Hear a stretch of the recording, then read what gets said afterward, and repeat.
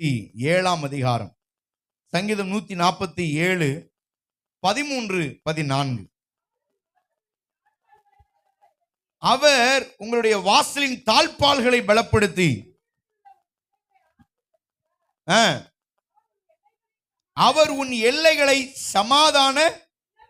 சமாதானம் உள்ளவைகளாக்கி உச்சிதமான கோதுமையினால் உன்னை திருப்தியாக்குகிறார். இதுதான் இந்த மாதம் நமக்கு ஆண்டவர் கொடுத்த வாக்குத்தத்த வசனம்.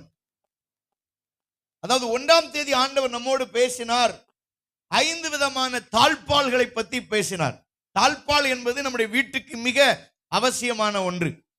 எல்லா வீடுகளிலையும் தாழ்பால் இருக்கிறது. உங்க வீடுகளில் நீங்க எத்தனை தாழ்பால் கதவுல போட்டிருக்கீங்கன்னு தெரியல. மேக்சிமம் 3 போட்டிருப்போம். மேல சைட்ல கீழே ஒரு தாழ்பால் இருக்கும். எங்க வீட்டில் பார்த்தா இந்த கதவுக்கு கிட்டத்தட்ட 6-7 தாழ்பாலுக்கு மேல இருக்கு. ரெண்டாவது ஒரு பெரிய பட்டை மாதிரி ஒன்று கொடுத்து அதுல ஒரு கொண்டி மாதிரி போட்டு அதையும் ஒரு சேஃப்டி பண்றோம். ஆனால் நம்முடைய வாழ்க்கைக்கு எது தாழ்பால்? வாழ்க்கைக்கு பூட்டு போடுறதோ அல்லது தாழ்பால் போடுறதோ கொண்டி போடுறதோ வச்சு நம்முடைய வாழ்க்கையை பாதுகாக்க முடியாது. நம்முடைய வாழ்க்கை, நம்முடைய லைஃப் ஸ்டைல் மாறாம நம்முடைய வாழ்க்கை பாதுகாக்க முடியாது.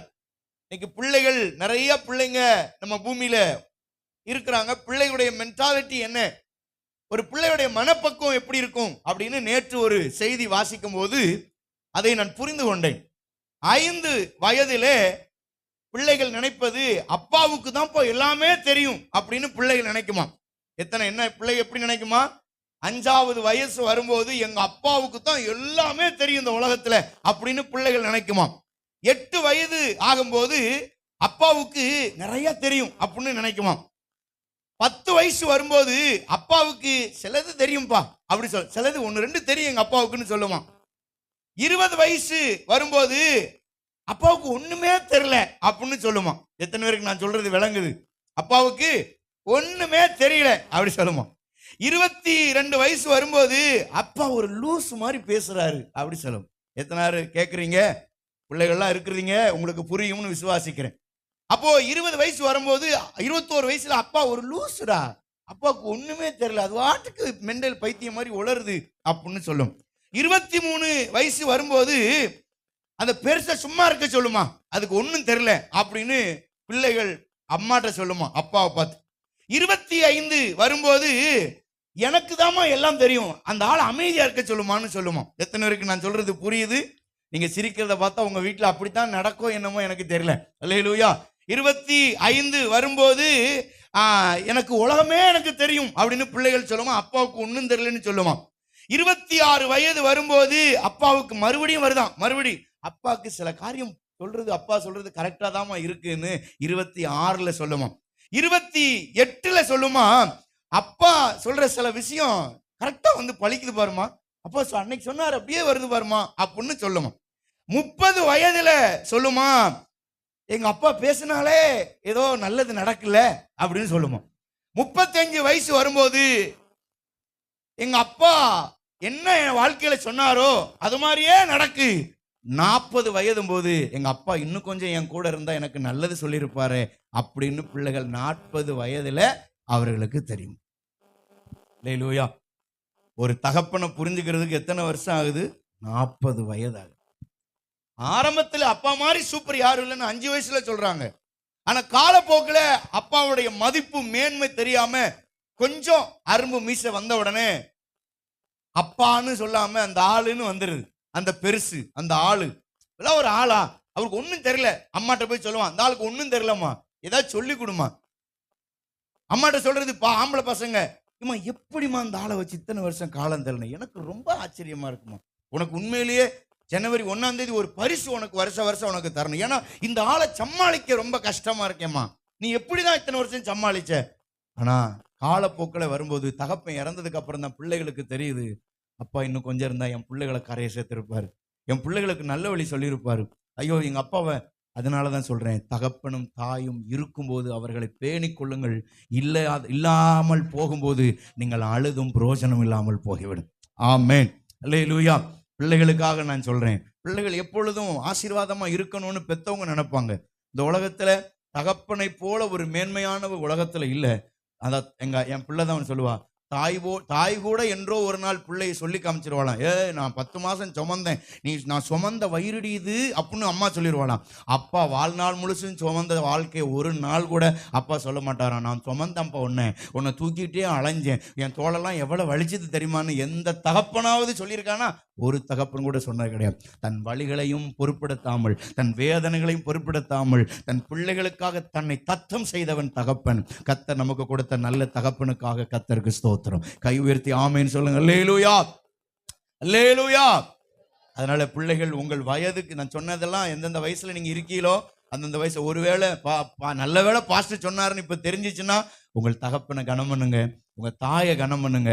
நிச்சயமா கர்த்தர் உங்களை ஆஸ்வதிப்பார். ஒருவேளை எனக்கு அப்பாவும் இல்லை பாஸ்டர், அம்மாவும் இல்லைன்னா, உங்களுக்கு இருக்கிறதுல வயசான யாராவது இருப்பாங்க, அவங்கள அம்மாவை எடுத்துக்கிடுங்க, அப்பாவை எடுத்துக்கிடுங்க, அவர்களை நேசிங்க, அவங்க சொல்றதை கேளுங்க. கர்த்தர் நிச்சயம் உங்களை ஆசீர்வதிப்பார். அல்லேலூயா. கர்த்தர் உங்களுக்கு ஒரு தாழ்பால், உங்கள் 5 விதமான தாழ்பால்களை நான் ஞாயிற்று 1ஆம் தேதி காலையிலே நான் உங்களுக்கு சொன்னதை நீங்கள் ஞாபகத்தில் வைத்திருப்பீர்கள் என்று நினைக்கிறேன். இயேசுவின் இரத்தம் என்கிற ஒரு தாழ்பால், இயேசுடைய வார்த்தை என்கிற ஒரு தாழ்பால், தேவதூதன் என்கிற ஒரு தாழ்பால், அடுத்ததாக அக்கினி என்கிற ஒரு தாழ்பால், கடைசியாக கர்த்தர் உங்களுக்கு கொடுத்திருக்கிற சபை என்கிற ஒரு தாழ்பால். இந்த 5 தாழ்பால்களும் உங்களுக்கு தேவன் கொடுத்த ஒரு பெரிய மேன்மை. அவைகளை நீங்கள் பேணி காப்பாற்றுங்கள். அந்த தாழ்பாலுக்கு முக்கியத்துவம் கொடுங்கள். நிச்சயமாக கர்த்தர் உங்களை ஆசீர்வதிப்பாராக. அல்லேலூயா. இன்றைக்கு தேவனுடைய வார்த்தைக்கு நேரே நாம் போகலாம். ஆண்டவர் தாமே நம்மை ஆசீர்வதிப்பாராக. 144 கோடி இந்தியாவிலே ஜனத்தொகை இருக்கிறது. 144 கோடி, 6,50,000 கிராமங்கள் நம்முடைய இந்திய தேசத்தில் இருக்கிறது. 786 மாவட்டங்கள் இருக்கிறது. 28 மாநிலங்கள் இருக்கிறது. 632 பாஷை பேசுகிற பாஷை இருக்கிறது, பாஷை மொழி இருக்கிறது. 632 மொழி பேசுகிற பாஷை இருக்கிறது. ஆனால் இந்த இவைகளில் பழமையான மொழி தமிழ் தான் பழமையான மொழி. ஆனால் இது எல்லா காரியமும் தேசத்திலே இருந்தாலும் எல்லாவற்றுக்கும் தேவையான ஒருவர் உண்டென்றால் அவர் இயேசு மட்டும்தான் என்பதை இந்த காலவெளியில நாம் புரிந்து கொள்ள வேண்டும். ஹல்லேலூயா, ஆமென் சொல்லுங்க. அல்லேலூயா, அல்லேலூயா. குழந்தை பிறந்த உடனே என்ன செய்யும் குழந்தை? சொல்லுங்களேன் சத்தமா. பெற்றெடுத்த பிள்ளை தாய்மார்கள் இருக்கீங்க, தகப்பமார் இருக்கீங்க. ஒரு குழந்தை பிறந்த உடனே இந்த குழந்தை என்ன செய்யும்? அழும். அழல அப்படின்னா என்ன செய்வாங்க? அடிப்பாங்க. எங்க அடிப்பாங்களா? நல்லா சொல்லுங்க, எங்க அடிப்பாங்களா? கரெக்டா சொல்றாங்க. பிள்ளைய தூக்கி அந்த கால் பாதத்துல சுண்டுவாங்களாம். சுண்டின உடனே அந்த பிள்ளை என்ன செய்யுமா? அழும். அழும்போது எப்படி அழும்? வாய் வழி அழுமா, காது வழி அழுமா? வாய் திறக்கும், அப்படி கத்தும். கத்துன உடனே வாய் திறக்கும் போது அவன் சரீரத்தில் அவ்வளவு அவயவங்களும் திறக்குமாம். ஆமென். நான் சொல்றேன், இன்னைக்கு நான் செய்தி கொடுக்கும் போது உங்க வாய் திறந்தால் ஒழிய உங்களுடைய வாழ்க்கையில் ஆசீர்வாதம் இல்லை. அல்லேலூயா சொன்னா அல்லேலூயா சொல்லணும், ஆமென்னு ஆமென்னு சொல்லணும். குழந்தைய போல இன்னைக்கு அழுது கர்த்தர் கொடுக்கிற ஆசீர்வாதத்தை பெற்றுக்கிடுங்க. இன்னைக்கு இந்த ஆலயத்தை விட்டு நீங்க வீட்டுக்கு போகிற வழியில உங்களுக்கு ஆசீர்வாதம் உண்டு, உங்கள் நன்மை கிடைக்கும். நீங்க வீட்டுக்கு போகும்போது உங்களுக்கு முன்னாக உங்க வீட்டுக்குள்ளே ஒரு அற்புதத்தை கர்த்தர் காத்திருக்க பண்ணுவார். நீ எதிர்பார்த்த மேன்மை, நன்மை, கிருபை கிடைக்கும். நீங்கள் எதிர்பார்த்ததை விட 1000 மடங்கு இந்த மாதம், இந்த 8வது மாதம் நீங்கள் ஆசீர்வாதமா இருப்பீர்கள். இது வேதம் நமக்கு கொடுத்த வாக்குத்தத்தம். அல்லேலூயா. ஆகாய் தீர்க்கதரிசி எழுதின புஸ்தகம், ஆகாய் புஸ்தகம் 2ஆம் அதிகாரம் 19வது வசனத்தை நாம் எடுத்து வாசிக்கலாம். ஆகாய் 2:19. களஞ்சியத்தில் இன்னும் விதை தானியம் உண்டோ?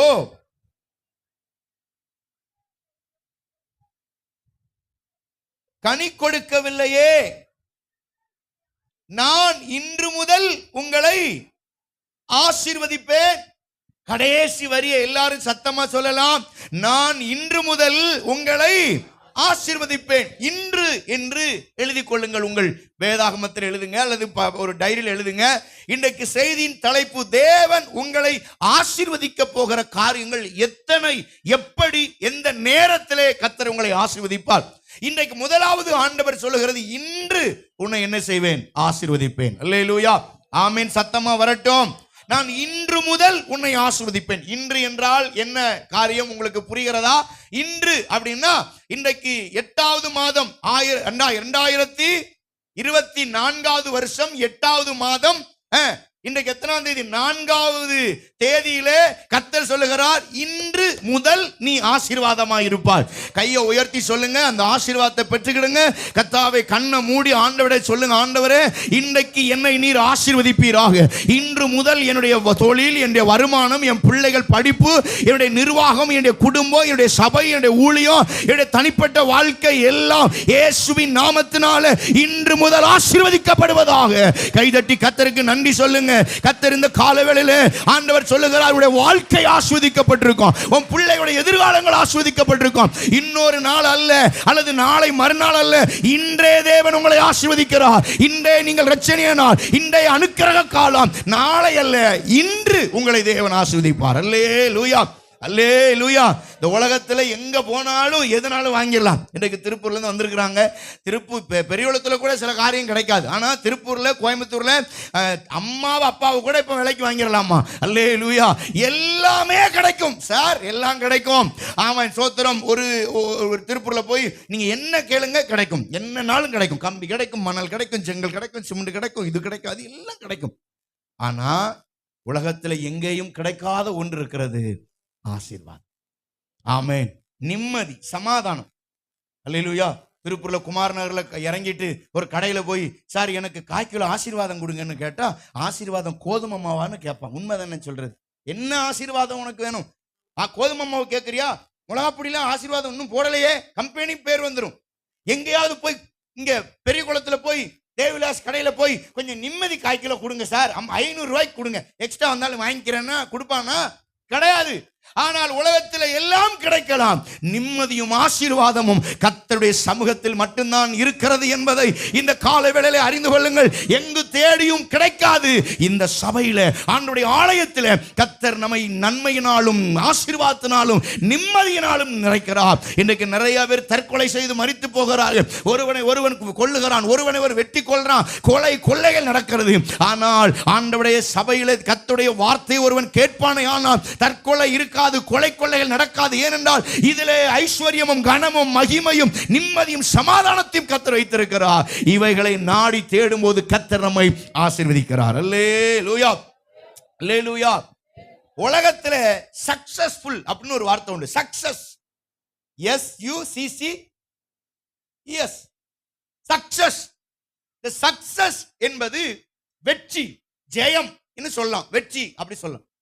ஆனால் சக்சஸுக்குள்ள பிளெஸிங் கிடையாது, சக்சஸுக்குள்ள ஆசீர்வாதம் கிடையாது. வெற்றி உண்டு, ஜெயம் உண்டு, ஆனால் ஆசீர்வாதம் இருக்காது. ஆனால் ஆசீர்வாதத்துக்குள்ள சக்சஸ் இருக்கிறது. கை உயர்த்தி ஆமென் சொல்லுங்க. அல்லேலூயா. சார், உலகத்துக்குள்ள சக்சஸ் இருக்கும், ஆனால் அதுல ஆசீர்வாதம் கிடையாது. ஆனால் சபையிலே ஆசீர்வாதம் உண்டு. ஆனால் நீ எடுக்கிறவைகள் எல்லாவற்றிலையும் கர்த்தர் சக்சஸா, வெற்றியா, ஜெயத்தை தந்து உன்னை ஆசீர்வதிக்க நீங்களும் நானும் ஆராதிக்கிற இயேசு உண்மையுள்ளவர் என்று விசுவாசிக்கிறவங்க கைதட்டி கர்த்தருக்கு நன்றி சொல்லுங்க. என்னை ஆண்டவர் சக்சஸாக அல்ல, என்னை blessing-ஆக கர்த்தர் வைத்திருக்கிறார். everything inside the blessing. ஆமென். எல்லாவற்றையும் கர்த்தர் ஆசீர்வாதத்துக்குள்ள வச்சிருக்கிறார். ஆசீர்வாதம் மேன்மையானது. ஹalleluya, ஹalleluya. பக்கத்துல சொல்லுங்க, சக்சஸ் இரண்டாவது, ஆசீர்வாதத்தை இந்த ஆலயத்துல வாங்குங்க. நம்ம வீட்டுக்கு போகிறதுக்குள்ள சக்சஸ் உங்க கூடயே வரும். ஆமென், ஹalleluya. ஒரு கடையில போய் சைக்கிள் வாங்குறோம். அந்த காலத்துல நாங்க சின்ன வயசுல இருக்கும்போது ஹீரோ சைக்கிள்லாம் 10,000 15,000 அன்னைக்கு இருக்கும். சைக்கிள் வச்சிருந்தா அவன் பெரிய பணக்காரன். யார் வீட்லயாவது அந்த காலத்துல மொப்பட் இருக்கும். மொப்பட் கேள்விப்பட்டிருக்கீங்களா? மொப்பட். அல்லேலூயா, ஆமென், ஸ்தோத்திரம். எக்ஸல் மாதிரி பெட்ரோல் டேங்க் வந்து இந்த கம்பி சைஸ் தான் இருக்கும், அப்படி வளைஞ்சு இருக்கும் பெட்ரோல் டேங்க். அதுதான் அன்னைக்கு இருந்தது. அந்த வண்டி இருந்துச்சுன்னா அவன் தான் கோடீஸ்வரன் அன்னைக்கு. அல்லேலூயா.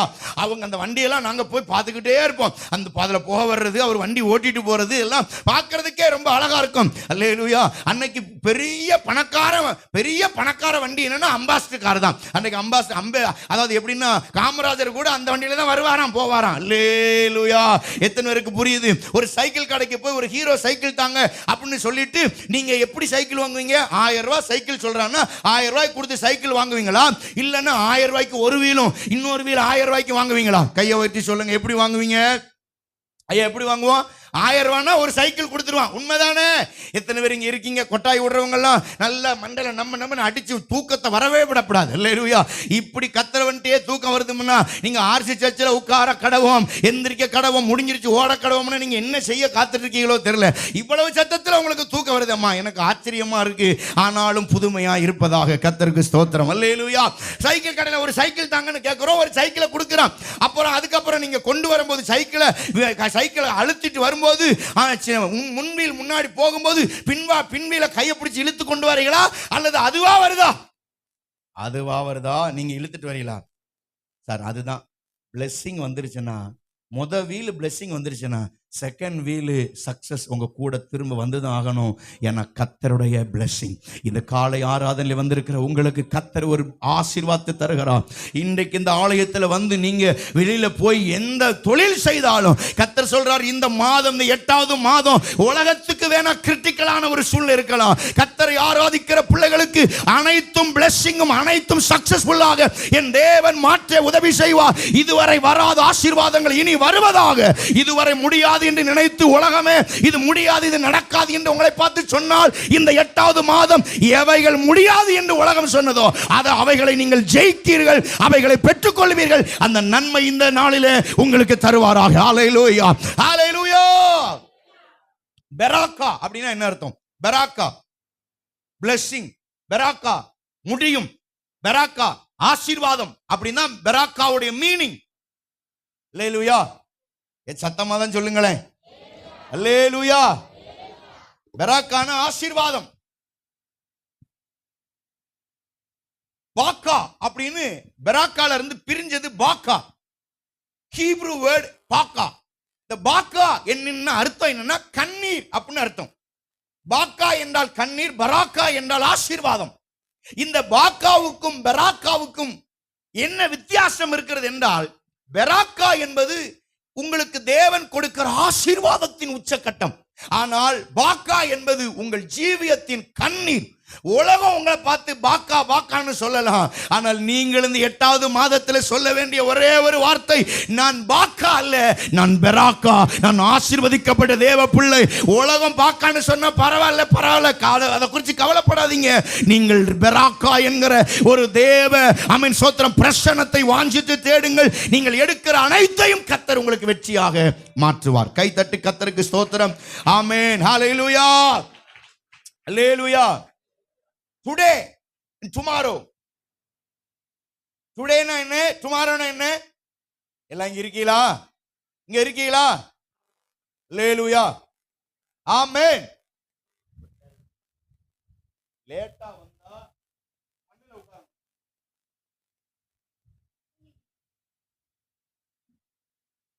அல்லேலூயா, அல்லேலூயா, ஆமென். டுடே டுமாரோ, இந்த ரெண்டுக்கு வித்தியாசம் என்ன? இன்று உங்களுக்கு டுடே தேவையா, டுமாரோ தேவையா? பக்கத்துல சொல்லுங்க, என்ன வேணும் கேளுமா, தருவார் ஆண்டவர் இன்னைக்கு சொல்லுங்க. பக்கத்துல சொல்லுங்க. ஏமா நீங்களும் பேசணும் பிரசங்கத்தில், அப்பதான் பிரசங்கம் சக்சஸா முடியும். நான் சக்சஸா முடிக்கணும்னு நீங்க பேசுங்க. ஐயா பக்கத்துல பாஸ்டர்ட்ட கை கொடுங்க, சண்டை போட்டுட்டு இருக்கீங்களா, 2 பேர் கை கொடுங்க. ஐயா உங்களுக்கு டுடே வேணுமா, டுமாரோ வேணுமா? ஆமென், ஹல்லேலூயா. நீங்க பாக்கா வேணுமா, பெராக்கா வேணுமா? நீங்க சொல்லுங்க, எனக்கு டுடே வேணும். அது டுடே என்ன வேணும்னா பாக்கா அல்ல, எனக்கு பெராக்கா என்கிற ஆசீர்வாதம், காட் பிளெஸிங், அது எனக்கு தேவை. கைதட்டி கர்த்தருக்கு நன்றி சொல்லி கண்ணை மூடி நல்ல வாயை திறந்து, அம்மா நீங்க விசுவாசிச்சீங்கன்னா இன்னைக்கு கர்த்தர் உங்களுக்கு தருவா. நல்ல வாயை திறங்க, அந்நிய பாஷை பேசி இயேசுவின் நாமத்தினால ரைட் நவ ஹல்லேலூயா. கர்த்தர் உன்னை ஆசீர்வதிக்கிறார். அம்மா இழந்தவைகளை திரும்ப தருகிறார். நீ இழந்த அவமானங்கள் மேன்மைகள் எல்லாம் ஒளிந்து போகிறது. கர்த்தர் ஒரு புதிய மேன்மையை, புதிய நன்மைகளை கர்த்தர் தருகிறார். நீ தலை குனிந்த இடத்துல இன்றைக்கு உன்னை ஆசீர்வதிப்பேன் என்று கர்த்தர் வாக்கு தந்திருக்கிறார். எங்கெங்கெல்லாம் அழுதுங்களோ, எங்கெங்கெல்லாம் கண்ணீர் விட்டீங்களோ, எங்கெங்கெல்லாம் ஒதுக்கப்பட்டீர்களோ, எங்கெங்கெல்லாம் துரத்தப்பட்டீர்களோ, கர்த்தர் சொல்லுகிறார், இன்று முதல் உன்னை ஆசீர்வதிப்பேன். God gave the blessing, everything blessing. Hallelujah. ஹalleluya. நல்ல கை தட்டி கர்த்தருக்கு நன்றி சொல்லி ஆண்டவர்கிட்ட கேளுங்க, என்ன ஆசீர்வதிங்க ஆண்டவரே, இன்றைக்கு ஆசீர்வதிங்க. எந்தெந்த தொழில் முடக்கப்பட்டதோ, எந்தெந்த குடும்பத்தில் சமாதானம் இல்லாமல் இருக்கிறதோ, எந்தெந்த குடும்பத்தில் பிரிவினைகள் இருக்கிறதோ, இயேசுவின் நாமத்தினாலே பிரிவினைகளை மாற்றி ஒரு பெராக்கா உண்டாவதாக இயேசுவின் நாமத்தினாலே. கர்த்தர் ஆமென்னு சொல்லி வரவேறுங்க. ஆண்டவரே, இனி நாங்கள் எடுக்கிற ஒவ்வொரு காரியமும் வாய்க்கும் ஆண்டவரே. அதுவரை சொல்லியிருப்பாங்க, இந்த செடியெல்லாம் ஒருத்தர் சொன்னாரு, கொடைக்கானல்ல வளர்ற செடி இங்க வளராதான். அல்லேலூயா. பிளம்ஸ் பழத்தை ஒருத்தர் வாங்கி பெரியவளத்துல வந்து நட்டினாராம். எல்லாரும் சொன்னாங்களாம், பிளம்ஸ் எல்லாம் காய்க்காது, இது கொடைக்கானல் குளிர்ச்சியில வர்றது, காய்க்காது. அல்லேலூயா. ஆமேன். அவர் வச்சாராம், வளர்ந்துச்சான், காய்ச்சிச்சான், பலன் தந்ததான். அல்லேலூயா. உலகம் காய்க்காதுன்னு சொல்லும், ஆனா நாம என்ன சொல்லணும்? டாக்டர் இன்னும் 24 மணி நேரத்தில் இவன் செத்துருவான் சார், சொந்த பந்தத்தெல்லாம் கூப்பிடுங்க. இல்ல 15 வருஷம் கூட்டி தரக்கூடிய தீர்க்கதரிசி எனக்காக வைத்திருக்கிறார். இது நம்முடைய சார். நீங்க என்ன பேசுறீங்களோ முதல்ல உங்க மைண்ட் தெளிவா இருக்கான்னு பாருங்க. உங்க மைண்ட் தெளிவா இருக்கா? அல்லேலூயா. ஐயா தெளிவா இருக்கா? பிளைட்ல ஒருத்தர் பிரயாணம் பண்ணாங்களாம், எல்லாரும் பிளைட் முழுசு கூட்டம். அப்போ ஹெலிகாப்டர்ல போகும்போ ஒரே பேட் ஸ்மெல் அடிச்சுதான், ஒரே நாத்தம். ஓ என்ன இவ்வளவு நாறுது? உடனே பக்கத்துல ஒரு கேட்டாராம், எதுக்கு சார் இவ்வளவு நாறுது, என்ன அப்படி? சார் சாக்ஸ் ரொம்ப நாறுது. சாக்ஸோட வாடை எவ்வளவு பேர் பார்த்திருக்கே, ஒமட்டு செத்துருவோம் நம்மளாம். டக்குன்னு செவுத்தேறி குளிச்சு செத்தாலும் பரவாயில்ல, இது வேண்டாம்ன்ற மாதிரி ஒரு மாதிரி ஸ்மெல்லு குடலை புரட்டிடும் சார். உடனே பேக்ல இருந்து ஒரு புது சாக்ஸ் 2 எடுத்து நீங்க முதல்ல போய் மாட்டிட்டு வாங்க. Thank you sir. திரும்ப ஒரு 1/2 மணி நேரம் பிரயாணம் பண்ணா மறுபடியும் ஒரே நாத்தமா. உடனே இவருக்கு, என்ன சார் சாக்ஸையும் போட்டாச்சு வெளியில, மறுபடியும் என்ன நாறுது? சாக்ஸ் எங்க போட்டீங்கன்னு கேட்டாரு. பாக்கெட்ல வச்சு.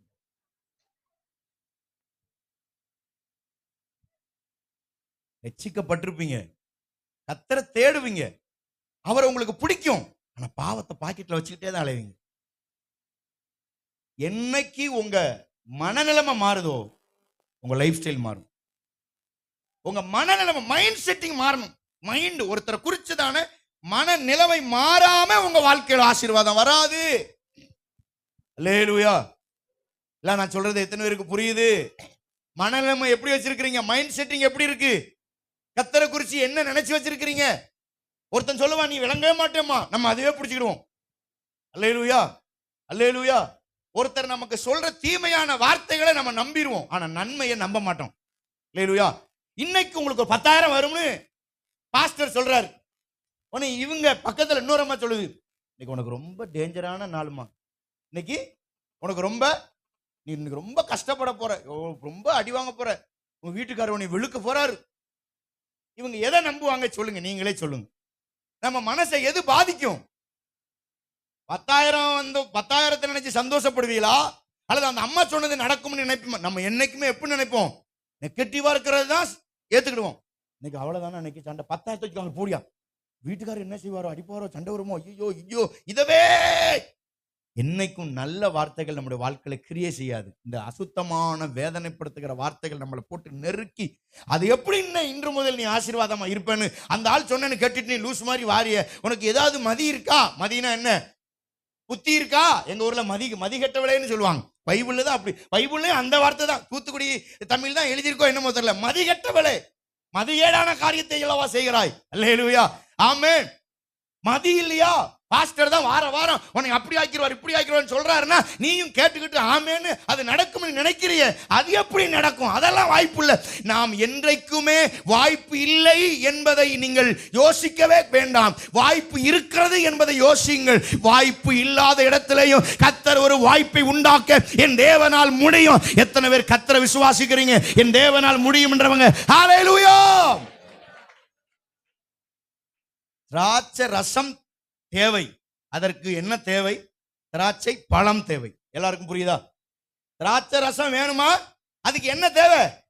திராட்சை பழம். உங்களுக்கு திராட்சை ரசம் செய்வதற்கு திராட்சை பழம் தேவை. ஆண்டவர் சொல்றாரு, எப்பா அந்த 6 கச்சால தண்ணியை நிரப்புங்கன்றார். எல்லாம் முட்டாள் மாதிரி, என்னடா கிறுக்கனா இருப்ப அந்த ஆள் போல, இவரை போய் என்னமோ கூப்பிட்டு வந்துட்டீங்க ஏசு ஏசுன்ட்டு. என்ன வாய்ப்பே இல்லை. உலகம் என்ன சொல்லியிருக்கோம்? நோ, நெவர், நோ வே, வழியே இல்லை. தண்ணி போட்டு எப்படி சார் அப்படின்னு இருப்பான். அதான் ஆண்டவர் சொல்லியிருப்பாரு, எப்பா உங்களுக்கு வழி இல்லைன்னு சொல்றீங்க, வாய்ப்பே இல்லைன்னு. வாய்ப்பு உள்ள இடத்துல ஒருவன் வாய்ப்பை உருவாக்க முடியும், பிளெஸிங்கை உருவாக்க முடியும், சக்சஸை உருவாக்க முடியும். வாய்ப்பே இல்லாத இடத்துல, ஒரு உதவியும் இல்லாத இடத்துல ஒரு உதவி செய்ய முடியுமானால் என்னால் மட்டும் முடியும் என்பதை நிரூபிக்கும்படியாக திராட்சரசம் தேவை. திராட்சப்பழம் இருந்தால் தான் திராட்சரசம் உண்டாக்க முடியும். ஆனால் என் ஆண்டவர் நினைத்தால் தண்ணீரை திராட்சரசமாக மாற்ற முடியும். நம்புவதற்கு ஏது இல்லையா? நம்ப முடியலையா? அன்னைக்கு யூதர்கள் நம்பவே இல்லை, அன்னைக்கு கிரேக்கர்கள் நம்பல, அன்னைக்கு இருந்த பரிசேல் சதுசேயர் நம்பவே இல்லை. நம்ப முடியாதவைகளை கர்த்தர் செய்வார். இந்த காலை வேளையில பல விதங்களில் கடன்களோடு வேதனையோடு என்ன செய்ய போறோம், வாழ்க்கையே வெறுமையா இருக்கிறது, இனி ஏன் வாழ்றோம் நினைச்சு ஒருவேளை இந்த ஆலயத்தில் வந்து உட்கார்ந்து இருந்தா எல்லாம் loss, everything loss, my business, my family, என்னோட தனிப்பட்ட வாழ்க்கை எல்லாம் ஃபெயிலியர் ஆயிடுச்சுன்னு ஒருவேளை இன்றைக்கு வந்திருந்தால் கர்த்தர் சொல்லுகிறார், இனி ஒன்றும் இல்லை என்று நினைக்கிற வார்த்தையை எடுத்து போட்டு என் தேவனால் எல்லாம் கூடும் என்பதை இந்த காலையில நீ விசுவாசிப்பாய். ஆனால் இந்த ஆராதனை நடுவில் உலாவுகிற பரிசுத்த ஆவியானுடைய வல்லமை உன்னை சகலத்தையும் செய்ய வைக்கும். கைதட்டி பரிசுத்த ஆவியானவரை மகிமைப்படுத்துவோம். முடியாது என்கிற வார்த்தை கர்த்தருடைய அகராதிலேயே கிடையாது. ஆண்டவர்ட்ட முடியாதுன்ற வார்த்தைக்கு இடமே இல்லை சார். அல்லேலூயா, அல்லேலூயா.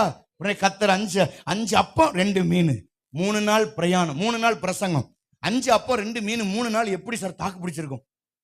முதல்ல 5 அப்பத்தை 5000 பேருக்கு போஷிச்சது. 2வது அந்த அப்பமும் அந்த மீனும் கெட்டு, மீனு கூட 4 நாள் வரைக்கும் பொரிச்ச மீன் அப்படி நிற்கும், ஒன்னாகாது. ஆனா எப்படி அப்பம் பூசணம் பூத்து போகாம அப்படி இருந்துச்சு. அல்லேலூயா, அது தேவ சித்தம். என்ன இவன் 5 அப்பத்தையும் 2 மீனையும் 3 நாள் எப்படி சாப்பிடாம வச்சிருந்தான், அது ஒரு காரியம். இந்த 5 அப்பத்தையும் 2 மீனையும் இவங்க அம்மா இவனுக்கு கொடுத்து விடும் போது என்ன நினைச்சு கொடுத்து விட்டு இருப்பாங்க? அந்த அம்மா 3 நாள் பிரசங்கம் பண்ண போறாரு. ஒரு நாள் எந்த கணக்குல நீங்க சொல்லி பாருங்களேன். ஒரு நேரம் காலையில சாப்பாட்டுக்கு எப்படி சாப்பிடணும்? 5 அப்பம் 2 மீன் எப்படி அவன் பகிர்ந்து டிவைட் பண்ணி சாப்பிட்டுருப்பான்? கால்குலேட்டர் இருந்தா போட்டு பாருங்களேன். 3 நாள் 5 அப்பம் 2 மீன், இவன் எவ்வளவு அளவு தின்றுப்பான் கேளுங்க பாருங்க. யோசிக்க முடியுதா? யோசிக்க வாய்ப்பு இல்லை. நம்ம ஆட்களுக்கு ஒரு நேரத்துக்கே என்ன செய்யாது பார்த்தா, நாம 32 பரோட்டாவை உருட்டலன்னா உள்ள போடலன்னா ஏப்பம் கூட வராது. ஆமென், அல்லேலூயா, அல்லேலூயா. எங்க வீட்டுல என்ன சாப்பாடு இருந்தாலும் கடைசி அப்படி சோறு சாப்பிட்டா தான் நமக்கு ஒரு திருப்தியே வருது. அல்லேலூயா. எத்தனை பேர் சோத்து பண்டாரம் என்னோடு சேர்ந்து கை வைத்து உயர்த்துங்கள். அல்லேலூயா. சிலர்லாம் ரொம்ப, நாங்கெல்லாம் பரோட்டா, பீஸா, பர்கர் வீட்டில் போய் பார்த்தா தான் தெரியும். மிதக்கும் பச்சை மிளகா, வெங்காயம். அல்லேலூயா, ஆமென். பச்சை மிளகாவையும் வெங்காயமும் நீங்க சாதாரணமா நினைச்சிடாதீங்க. அதோட இன்னைக்கு ஒரு பச்சை மிளகா வெங்காயத்தெல்லாம் நம்ம தள்ளிட்டோம். ஆனா இன்னைக்கு வெங்காயத்தெல்லாம் சாப்பிட்டுக்கிட்டு இருக்கோம். ஒரு காலத்துல வெங்காயத்தை சோத்து கூட்டுக்கு வச்சோம், இன்னைக்கு வெங்காயத்து கூட்டுக்கு சோறு வைக்கிற மாதிரி மாறிடுச்சு. அல்லேலூயா, அல்லேலூயா. எங்க வீட்டுல எல்லா சாப்பாட்டுக்கும் 2 வெங்காயத்தை உரிச்சு வச்சிடறாங்க. ஏன்னா அந்த வெங்காயம் சுகர் எடுத்துருமா, அந்த வெங்காயம் கொலஸ்ட்ராலை குறைச்சிருமா, அந்த வெங்காயம் உடம்பு மெலிவாக்குமா, அந்த வெங்காயம் ஜீரண சக்தி உண்டாக்குமா, அந்த வெங்காயம் குடல் புண்ணு ஆத்துமா.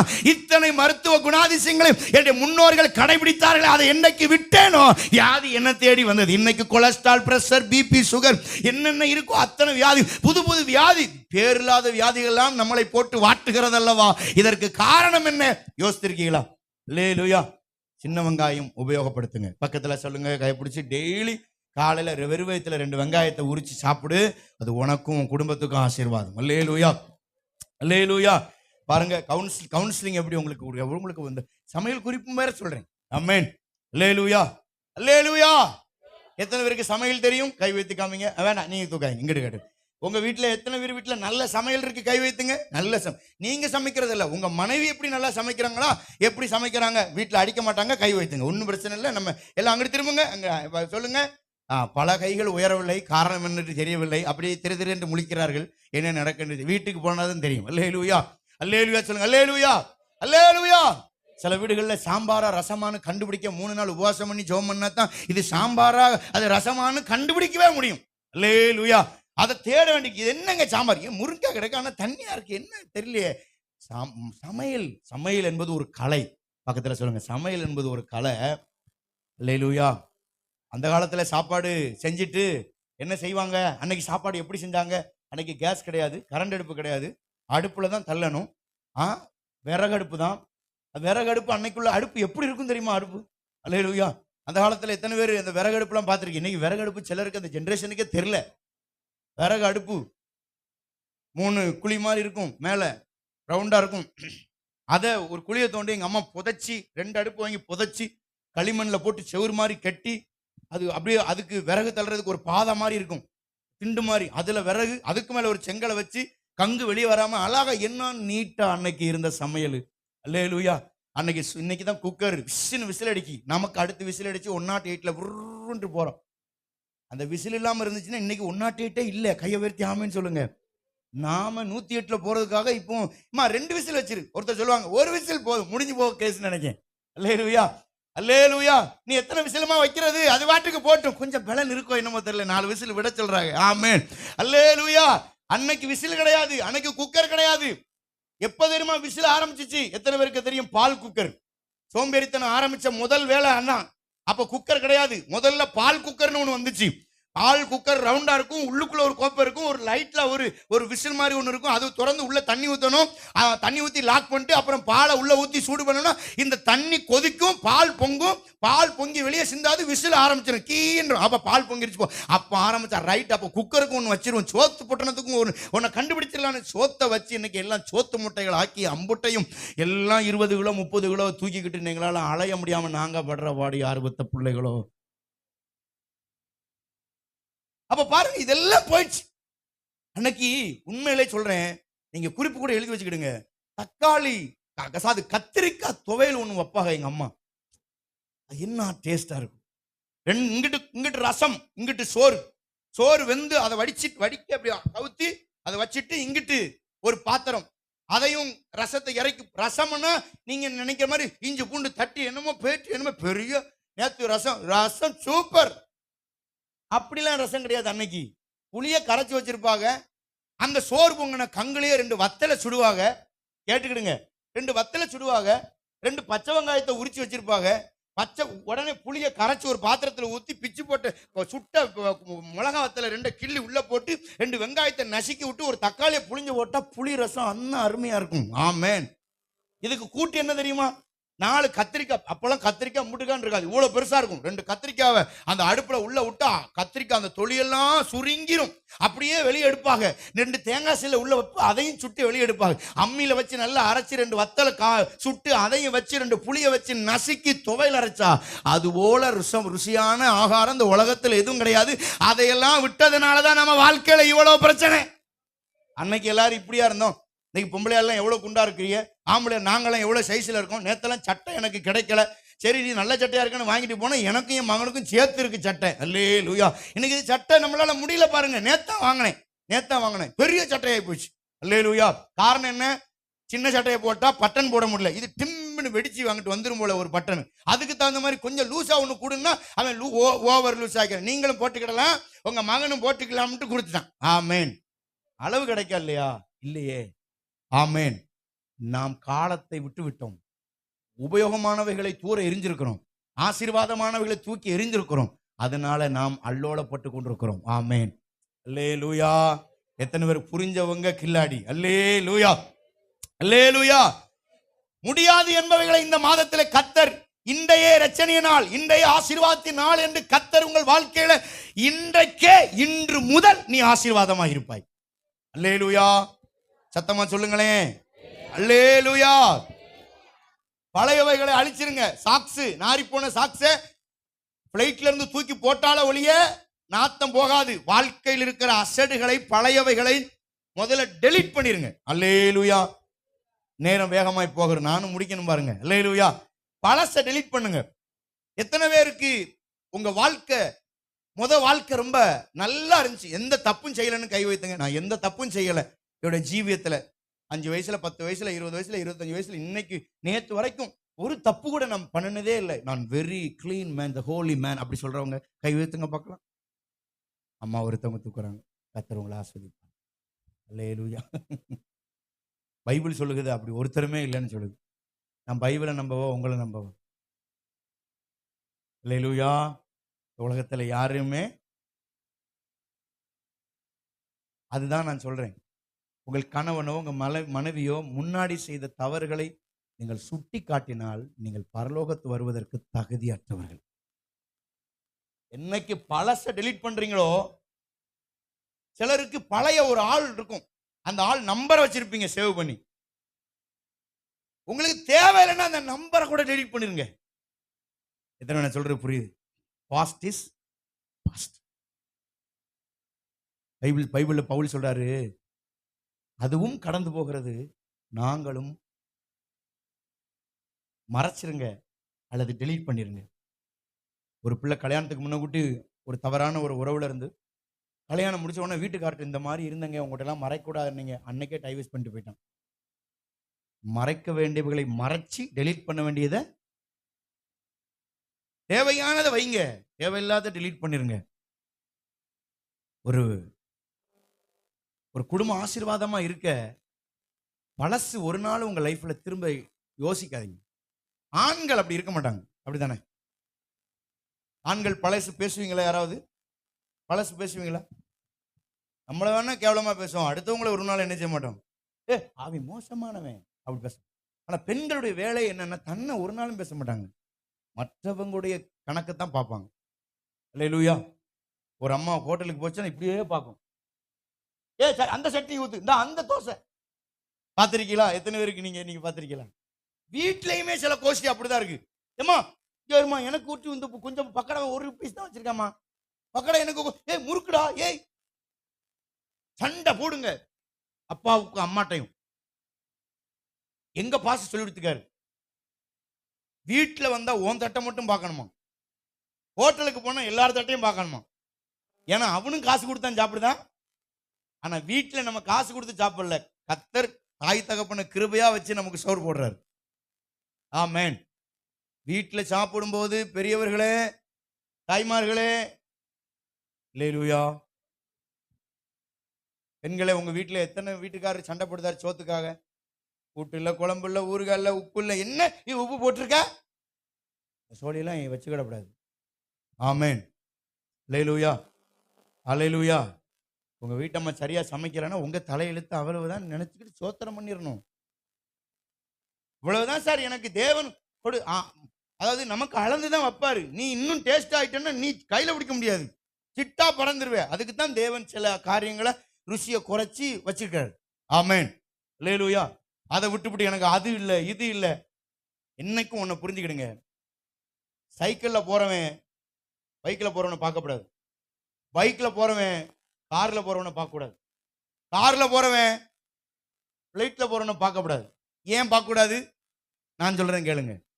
இது நம்ம இருக்கிறத விட்டு விட்டு பறக்கிறதுக்கே ஆசைப்படுவோம். ஒரு சைக்கிள் அழுத்திக்கிட்டே பைக்ல போனா நல்லா இருக்கும், எப்படி போறான் பாருன்னு நினைக்கிறீங்க. பைக்ல போகும்போது கார்ல என்ன ஏசி போட்டு ஜில்லுன்னு போறான், இது மாதிரி நமக்கு இல்லையன்னு யோசிப்பீங்க. கார்ல போறவன் சிட்டா பறக்காம்பா, என்ன உயரத்துல ஒரு நாளாவது இப்படி போயிடும், அந்த ஆசை. இருக்கிறத விட்டு விட்டு பறக்கிறதுக்கு ஆசைப்பட்டா உள்ளதும் போச்சு நொல்ல கண்ணான நம்ம வாழ்க்கை போயிடும். அப்ப எப்படிதான் சார் பாக்குறது? சைக்கிள்ல போறவன் நடந்து போறவனை பாரு, இவனை விட என்னை கர்த்தர் நல்லா வச்சிருக்கிறார். கார்ல போறவன் பிளைட்ட பார்க்க கூடாது, கார்ல போறவன் பைக்கை பாரு, இவன் வெயிலுக்குள்ள கரட்டு புருட்டுன்னு கீரை போட்டுக்கிட்டு துப்புட்டு குட்டுப்புட்டுன்னு அட்டி என்ன கஷ்டப்படுதான். ஆனா வெயில எனக்கு கர்த்தர் ஏசியில போச்சுக்காரு, இந்த பைக்காரனை விட நான் நல்லா இருக்கேன், அதுக்காக கர்த்தருக்கு ஸ்தோத்திரம். அல்லேலூயா. ஒருவேளை நீங்க நடந்து போவீங்களானால் கால் இல்லாதவர்களை பாருங்க, கால் இல்லாம தவுண்டுகிட்டு ரோட்ல எப்படி. ஆனா எனக்கு கர்த்தர் கொடுத்த 2 காலுக்காய் கர்த்தருக்கு ஸ்தோத்திரம். கொடுத்ததிலே சந்தோஷமாயிருங்க, இருப்பதிலே மகிழ்ச்சியா இருங்க. கர்த்தர் கொடுத்த இந்த அருமையான நல்லா உன்னை புரிஞ்சுக்கோங்க, இந்த வாழ்க்கை நிரந்தரம் அல்ல, இது உன்னுடைய வாழ்க்கை அல்ல, இது வந்து சாதாரணது. இனி ஒரு பெரிய வாழ்க்கை நமக்கா இருக்கிறது. மணவாளன் இயேசு வரப்போகிறார், அவர் வந்து நம்மை அழைத்து கொண்டு போகிறார். 1000 ஆளப் போகிற ஒரு ஆண்டு. ஆமென். ஸ்தோத்திரம். தீர்க்க ஆயுசோடு கர்த்தரோடு அகமகிழ போகிறோம். அந்த வாழ்க்கைக்காக காத்திருங்க, அதுதான் நமக்கு பெர்மனன்ட் பிளேஸ். இதெல்லாம் டெம்பரவரி, இதெல்லாம் சாதாரணது, ஒரு பிளாட்ஃபார்ம் சாதாரணது. வயநாடுல நேத்து பணக்காரன் கோடீஸ்வரன் கோமனம் கூட இல்லாம ரோட்ல நின்ட்டான். ராத்திரி தூங்கும் போது லுங்கி கட்டிட்டு கோமனம் கூட இல்லாம படுத்திருந்திருக்கான். 24 பேர் செத்ததுல எல்லாம் அங்கங்க சாவு. கடைசியில இவர் மட்டும் வந்தவன்ட்டு ஒரு லுங்கியை வாங்கி கட்டிக்கிட்டு நிக்கிறாரு. கோடீஸ்வரன், லட்சம் கோடி பெரிய பெரிய ஹோட்டல்லாம் கட்டி விட்ட ஒரு ஆளு குடும்பத்தை இழந்து, சொத்தை இழந்து, வீட்டை இழந்து, ஒண்ணு இல்லாம நிக்கிறான். புரிஞ்சு கொள்ளுங்கள், நீங்கள் இருக்கிற இந்த வீடும் உங்களுக்கு சொந்தம் அல்ல, உங்களுக்காக பரலோகம் இருக்கிறது. அங்க நித்திய லைஃப், உண்மை ஒரு பெரிய வாழ்க்கை, ஒரு வீடு கட்டப்படுகிறது. அந்த வீட்டுக்காக பிரயாசப்படுங்கள். இன்று உன்னை ஆசீர்வதிப்பார். இரண்டாவது, உபாகமம் 1:11, இப்பொழுது இருக்கிறதை பார்க்கிலும் அப்படின்னு ஒரு வார்த்தை இருக்கு. முதலாவது, இன்று முதல் உன்னை ஆசீர்வதிப்பார், அது நாளை குறிக்கிறது. இரண்டாவது, இப்பொழுது, ஸ்டில், இப்ப இருக்கிறத விட. சத்தமா சொல்லுங்க, பைபிள் வச்சிருங்க, நான் பாத்துக்கிறேன். அல்லேலூயா. சொன்ன முதலாவது காரியம் இன்று, டுடே, நாட் டுமாரோ, டுடே. இன்றைக்கு தேவன் உன்னை ஆசீர்வதிப்பார். நம்பர் 2, இப்போது உன்னை இப்போது இருக்கிறதை விட ஆசீர்வதி. சரிதானா நான் சொல்றது? பக்கத்துல கைப்பிடி சொல்லுங்க, இன்னைக்கு எப்படி இருக்கீங்க? பாக்கெட்ல 2 ரூபா 3 ரூபா இருக்கா?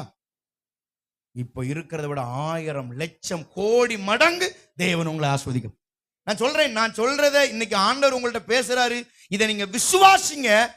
இந்த மாதம் உங்களுக்கு எவ்வளவு மேன்மையா இருக்க போகுதுன்னு பாருங்க. சர்ச்செல்லாம் கடன்னு வேலை நடக்கும். நான் விசுவாசிக்கிறேன். கட்டி எழுப்பினதுக்காய் ஸ்தோத்திரம். ஆமென்.